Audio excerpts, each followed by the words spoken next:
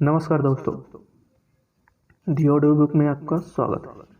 हम देख रहे थे गांधी जी की आत्मकथा सत्य के साथ प्रयोग। आज देखेंगे उसका छठा भाग। छठा भाग में है दुखद प्रसंग भाग 1। मैं कह चुका हूँ कि मेरे थोड़े ही विश्वास पात्र मित्र थे। कहा जा सकता है कि ऐसी मित्रता रखने वाले दो मित्र अलग अलग समय में रहे। एक का संबंध लंबे समय तक नहीं टिका, यद्यपि मैंने उस मित्र को छोड़ा नहीं था। मैंने दूसरे की सोबत की, इसलिए पहले ने छोड़ दिया। दूसरी सोबत मेरे जीवन का एक दुखद प्रकरण है। यह सोबत वर्षों तक रही। इस सोबत को निभाने में मेरी दृष्टि सुधारक की थी। इन भाई की पहली मित्रता मेरे मझले भाई के साथ थी। वे मेरे भाई की कक्षा में थे। मैं देख सका था कि उनमें कई दोष हैं, पर मैंने उन्हें वफादार मान लिया था। मेरी माताजी, मेरे जेठ भाई, मेरी धर्मपत्नी, तीनों को यह सोबत कड़वी लगती थी। पत्नी की चेतावनी को तो मैं अभिमानी पति क्यों मानने लगा। माता की आज्ञा का उल्लंघन मैं करता ही नहीं था। बड़े भाई की बात मैं हमेशा सुनता था, पर उन्हें मैं यह कहकर शांत किया कि उसके जो दोष आप बताते हैं उन्हें मैं जानता हूँ।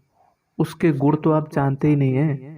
वह मुझे गलत रास्ते नहीं ले जाएगा, क्योंकि उसके साथ मेरा संबंध उसे सुधारने के लिए ही है।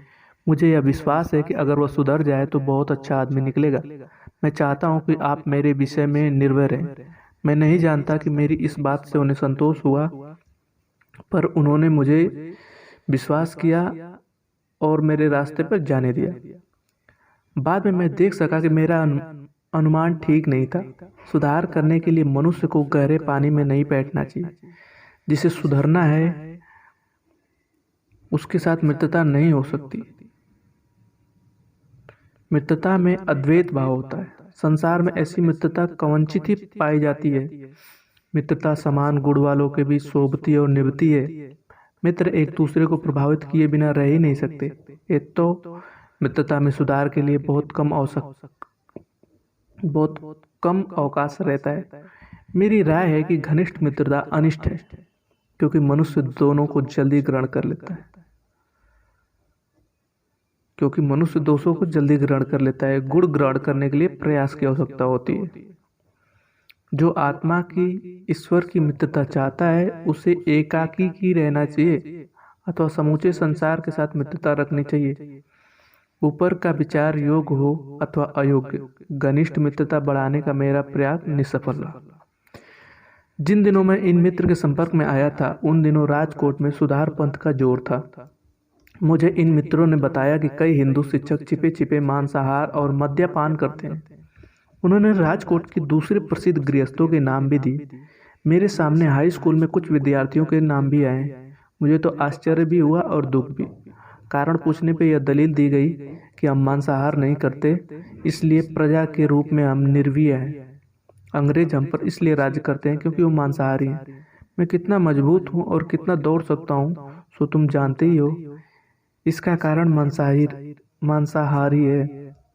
मांसाहारी को फोड़े नहीं होते, होने पर झट से अच्छे हो जाते हैं। हमारे शिक्षक मांस खाते हैं, इतने प्रसिद्ध व्यक्ति खाते हैं, सो क्या बिना सोचे समझे खाते हैं?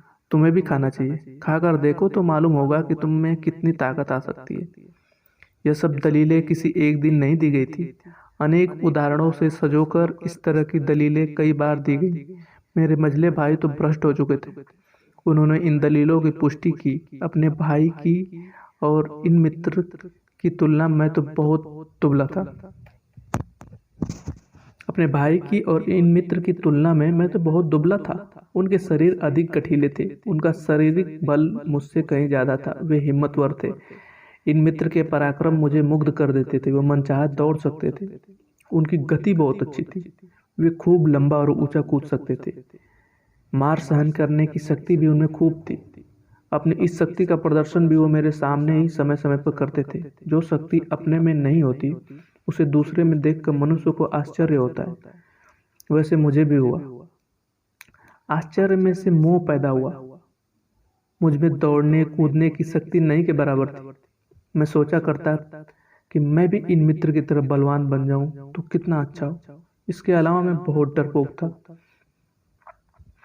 चोर, भूत, सांप आदि के डर से घिरा रहता था। ये डर मुझे खूब हैरान भी करते थे। रात कहीं अकेले जाने की हिम्मत नहीं थी। अंधेरे में तो कहीं जाता ही नहीं था। दिए के बिना सोना लगभग असंभव था। इधर उधर से भूत ना आ जाए, उधर से चोर ना आ जाए, तीसरी जगह से सांप न निकल आए, इसलिए बत्ती की जरूरत तो रहती ही थी। पास में सोई हुई और अब कुछ सयानी बनी हुई पत्नी से भी अपने इस डर की बात मैं कैसे करता। मैं समझ चुका था कि वो मुझसे ज्यादा हिम्मत वाली है और इसलिए मैं शर्माता था। सांप आदि से डरना तो वह जानती नहीं थी। अंधेरे में वो अकेले चली जाती थी। मेरे ये मित्र मेरी इन कमजोरियों को जानते थे। मुझसे कहा करते थे कि वे तो जिंदा सांपों को हाथ से पकड़ लेते हैं, चोर से कभी नहीं डरते, भूत को तो मानते ही नहीं है। उन्होंने मुझे जचाया कि यह सारा प्रताप मांसाहार का है। इन दिनों निर्मत का नीचे लिखा पद स्कूलों में गाया जाता था। अंग्रेजों राज्य करे देसी रहे दवाई, अंग्रेजों राज्य करे देसी रहे दवाई, देसी रहे दवाई जोन बिनो शरीर भाई, पेलो 5 हाथ पूरो पूरो 5 सेने। इन सब बातों का मेरे मन पर पूरा पूरा असर हुआ। मैं पिघला। मैं यह मानने लगा कि मांसाहार अच्छी चीज है, उसमें मैं पलवान और साहसी बनूंगा। समूचा देश मांसाहार करे तो अंग्रेजों को हराया जा सकता है। मांसाहार शुरू करने का दिन निश्चित हुआ। इस आरंभ का अर्थ सब पाठक समझ नहीं सकेंगे। गांधी परिवार वैष्णव संप्रदाय का है और माता पिता बहुत कट्टर वैष्णव माने जाते हैं। हवेली के वैष्णव मंदिर में हमेशा जाते थे। कुछ मंदिर तो परिवार के ही माने जाते थे। फिर गुजरात में जैन संप्रदाय का बड़ा जोर है, उसका प्रभाव हर जगह हर काम में पाया जाता है। इसलिए मांसाहार का जैसा विरोध और तिरस्कार गुजरात में है और श्रावकों तथा वैष्णव में पाया जाता है, वैसा हिंदुस्तान में या सारी दुनिया में कहीं और नहीं पाया जाता। ये मेरे संस्कार थे। मैं माता पिता का परम भक्त था। मैं मानता था कि मेरे मांसाहार की बात जानेंगे तो बिना मौत की उनकी तत्काल मृत्यु हो जाएगी। जाने अनजाने में सत्य का सेवक तो था ही। मैं ऐसा नहीं कह सकता था कि उस समय मुझे यह ज्ञान न था कि मांसाहार करने में माता पिता को धोखा देना होगा। ऐसी हालात में मांसाहार करने का मेरा निश्चय मेरे लिए बहुत गंभीर और भयंकर बात थी। लेकिन मुझे तो सुधार करना था, मांसाहार का शौक नहीं था। ये सोचकर कि उसमें स्वाद है, मैं मांसाहार शुरू नहीं कर रहा था। मुझे तो बलवान और साहसी बनना था, दूसरों को वैसा बनने के लिए नोचना था और फिर अंग्रेजों को हराकर हिंदुस्तान को स्वतंत्र कराना था। स्वराज शब्द उस समय तक मैंने नहीं सुना था। सुधार के इस जोश में मैं होश बोल गया।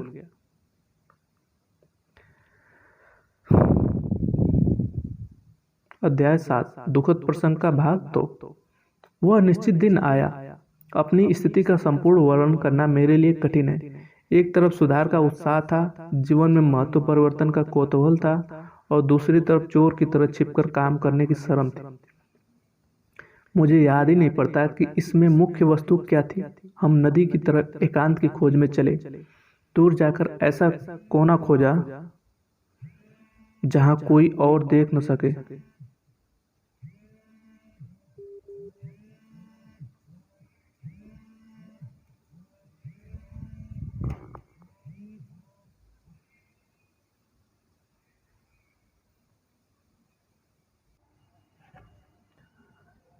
Sorry for inconvenience. हम नदी की तरफ एकांत की खोज में चले। दूर जाकर ऐसा कोना खोजा जहां कोई देख न सके, और वहां मैंने कभी नहीं देखी हुई वस्तु देखी, मांस। साथ में भटियार खाने की डबल रोटी थी। दोनों में से एक भी चीज मुझे भाती नहीं थी। मांस चमड़े जैसा लगता था और खाना असंभव हो गया। मुझे उल्टियां होने लगी। खाना छोड़ देना पड़ा। मेरी वह रात बहुत बुरी बीती। नींद ही नहीं आई। सपने में ऐसा भास होता था मानो शरीर के अंदर बकरा जिंदा हो और रो रहा हो। मैं चौंक उठता, पछताता और फिर सोचता कि मुझे तो मांसाहार करना ही है।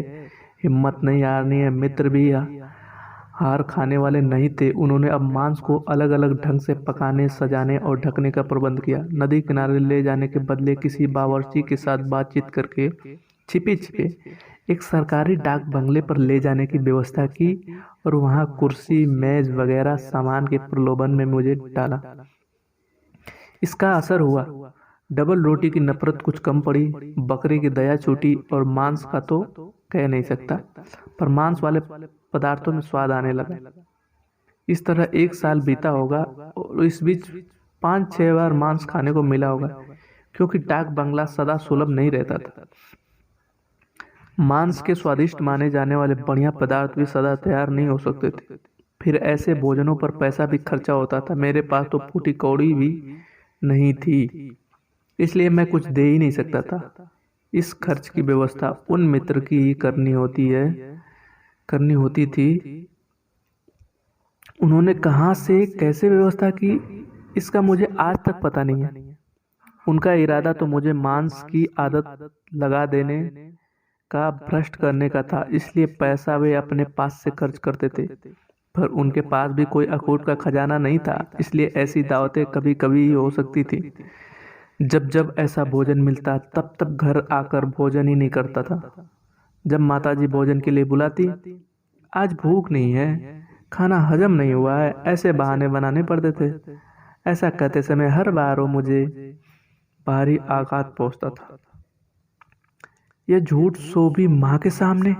अगर माता पिता को पता चले कि लड़के मांसाहारी हो गए हैं, तब उन पर बिजली टूट पड़ेगी। ये विचार मेरे दिल को कुरेदते रहते थे, इसलिए मैंने निश्चय किया, मांस खाना आवश्यक है, उसका प्रचार करके हम हिंदुस्तान को सुधारेंगे। पर माता पिता को धोखा देना और झूठ बोलना तो मांस न खाने से भी बुरा है। इसलिए माता पिता के जीते जी मांस नहीं खाना चाहिए। उनकी मृत्यु के बाद स्वतंत्र होने पर खुले तौर से मांस खाना चाहिए, और जब तक वो समय न आए तब तक मांसाहार का त्याग करना चाहिए। अपना यह निश्चय मैंने मित्र को जता दिया, और तब से मांसाहार जो छूटा तो सदा के लिए छूट गया। माता पिता कभी यह जान ही नहीं पाए कि उनके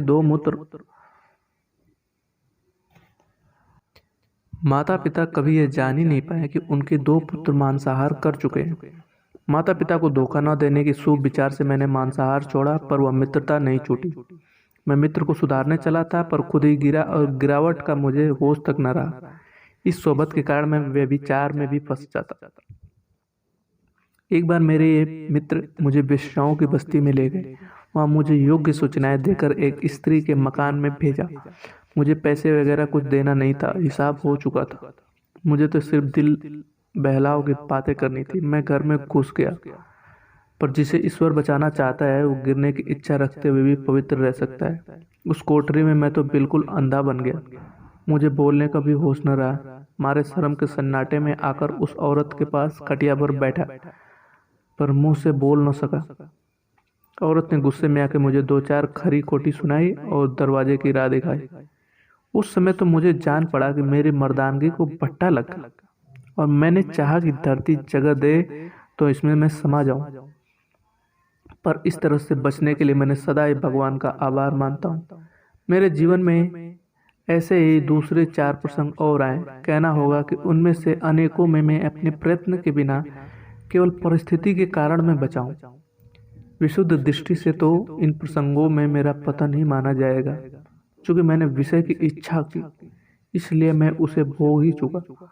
फिर भी लौकिक दृष्टि से इच्छा करने पर भी जो प्रत्यक्ष कर्म से बचता है, उसे हम बचा हुआ ही मानते हैं। इन प्रसंगों में मैं इसी तरह इतना ही हद तक बचा हुआ हूँ माना जाऊंगा। फिर कुछ काम ऐसे हैं जिन्हें करने से बचना व्यक्ति के लिए और उसके संपर्क में आने वाले के लिए बहुत लाभदायक होता है, और जब विचार शुद्धि हो जाती है तब उस कार्य में से बच जाने के लिए ईश्वर की अनुग्रहित होता है। जिस तरह हम यह अनुभव करते हैं कि पतन से बचने का प्रयत्न करते हुए मनुष्य पतित बनता है, उसी तरह यह भी एक अनुभव सिद्ध बात है कि गिरना चाहते हुए भी अनेक संयोगों के कारण मनुष्य गिरने से बच जाता है। इसमें पुरुषार्थ कहाँ है, दैव कहाँ है, अथवा किन नियमों के बस में होकर मनुष्य आखिर गिरता या बचता है, ये सारे गूढ़ प्रश्न। इनका हल आज तक हुआ ही नहीं और कहना कठिन है कि अंतिम निर्णय कभी हो भी सकेगा। पर हम आगे बढ़े। मुझे अभी तक इस बात का होश नहीं हुआ था कि इन मित्र की मित्रता अनिष्ट है। वैसे होने से पहले मुझे अभी कुछ और कड़वे अनुभव करने थे। इसका बोध तो मुझे तब हुआ जब मैंने उनके अकल्पित दोषों का प्रत्यक्ष दर्शन किया। लेकिन मैं यथासंभव समय के क्रम के अनुसार अपने अनुभव लिख रहा हूँ, इसलिए दूसरे अनुभव आगे आएंगे। इस समय की बात एक बात कहनी होगी। हम दंपति के बीच जो कुछ मतभेद पैदा होता या कलह होता, उसका कारण यह मित्रता भी थी। मैं ऊपर बता चुका हूँ कि मैं जैसा प्रेमी वैसा ही वहमी पति भी था। मेरे वहम को बढ़ाने वाले ये मित्र थे, क्योंकि मित्र की सच्चाई के बारे में मुझे कोई संदेह था ही नहीं। इन मित्र की बातों में आकर मैंने अपने धर्म पत्नी को कितने ही कष्ट पहुंचाए हैं। इस हिंसा के लिए मैंने अपने को कभी माफ नहीं किया है। ऐसे दुख हिंदू स्त्री ही सहन करती है, और इसके दो कारण मैंने स्त्री को सदा सहनशीलता की मूर्ति के रूप में देखा है। नौकर पर झूठा शक किया जाए तो नौकरी छोड़ देता है। पुत्र पर ऐसा शक हो तो वह पिता का घर छोड़ देता है। मित्रों के बीच शक पैदा हो तो वह मित्रता टूट जाती है। स्त्री को पति पे शक हो तो वह मन मरोस कर बैठ जाती है। पर अगर पति पत्नी पर शक करे तो पत्नी बेचारी भाग्य ही फूट जाता है। वह कहाँ जाए। उच्च माने जाने वाले वर्ण की हिंदू स्त्री अदालत में जाकर बंधी हुई गांठ को कटवा भी नहीं सकती। ऐसा एक तरफा न्याय उसके लिए रखा गया है। इस तरह का न्याय मैंने दिया, इसके दुख को मैं कभी नहीं भूल सकता था। इस संदेह की जड़ तो तभी कटी जब मुझे अहिंसा का सूक्ष्म ज्ञान हुआ, यानी जब मैं ब्रह्मचर्य की महिमा को समझा और समझा कि पति पत्नी दासी नहीं है, और समझा कि पत्नी पति की दासी नहीं है पर उसकी सहचारिणी है, सही धार्मिणी है, और दोनों एक दूसरे के सुख दुख के समान साझेदार हैं। और भला बुरा कहने की जितनी स्वतंत्रता पति को है उतनी ही पत्नी को है। संदेह के उस काल में जब मैं याद करता हूँ तो मुझे अपनी मूर्खता और विषया आनंद निर्दयता पर क्रोध आता है, और मित्रता विषयक अपनी मूर्छा पर दया आती है।